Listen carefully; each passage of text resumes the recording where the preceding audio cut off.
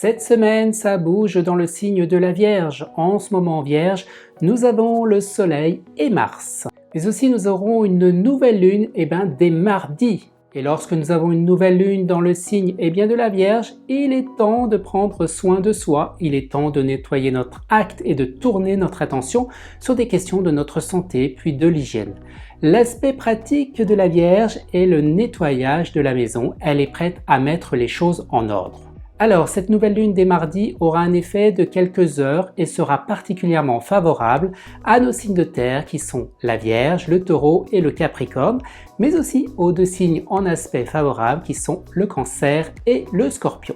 Voyons ce qui va changer cette semaine. Vénus est dans le signe de la Balance jusqu'à vendredi, elle se trouve dans une situation particulièrement confortable. En Balance, Vénus se teinte de plus de sérieux, de rigueur et donc de moins de légèreté, elle s'attache plus à la sécurité et au bien-être amoureux. Alors à qui va profiter Vénus jusqu'à vendredi ? Nos signes d'air, Balance, Gémeaux et Verseau, mais aussi aux deux signes en aspect favorable, les Sagittaires et les Lions.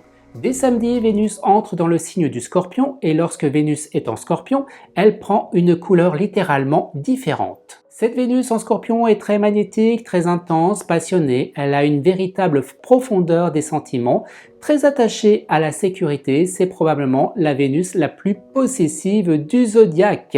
Son amour est donc très puissant, il se dégage d'elle une certaine soif de domination affective et Vénus est très sensuelle et sexuelle dans son comportement. Alors, à qui profitera Vénus dès samedi ? Nos signes d'eau qui sont le Scorpion, le Poisson et le Cancer, mais aussi aux deux signes qui sont en aspect favorable, le Capricorne et la Vierge. Voyons maintenant ce qui ne change pas. Mercure est depuis la semaine dernière dans le signe de la Balance. Lorsque Mercure est en Balance, elle donne une aisance mentale et une facilité de communication et une éloquence. Mercure va profiter à nos signes d'air qui sont la Balance, le Gémeaux et les Verseaux, mais aussi aux deux signes en aspect favorable, les Lions et le Sagittaire.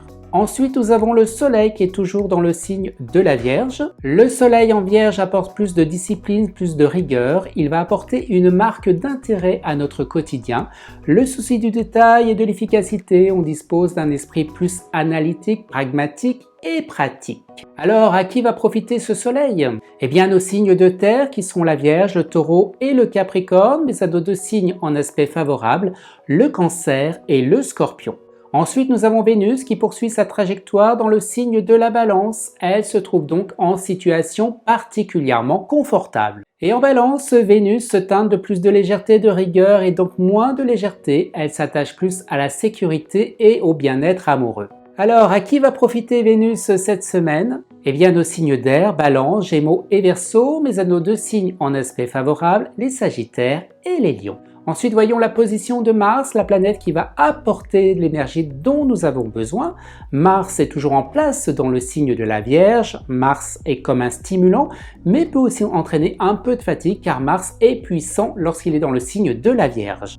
Alors Mars cette semaine va donc profiter à nos signes de terre qui sont la Vierge, le Taureau, le Capricorne, mais aussi aux deux signes en aspect favorable, le Cancer et le Scorpion. On a fait un petit tour des différentes planètes importantes. Avant de vous quitter, voici mon top 3 des signes de cette semaine. En troisième position, le Scorpion, deuxième position, la Balance et la première position est pour le signe qui va briller le plus, la Vierge. Si vous souhaitez en savoir plus sur votre tendance astrologique de cette semaine, selon votre signe, vous pouvez retrouver mes prévisions astrologiques directement sur mon site internet et sur mon Instagram.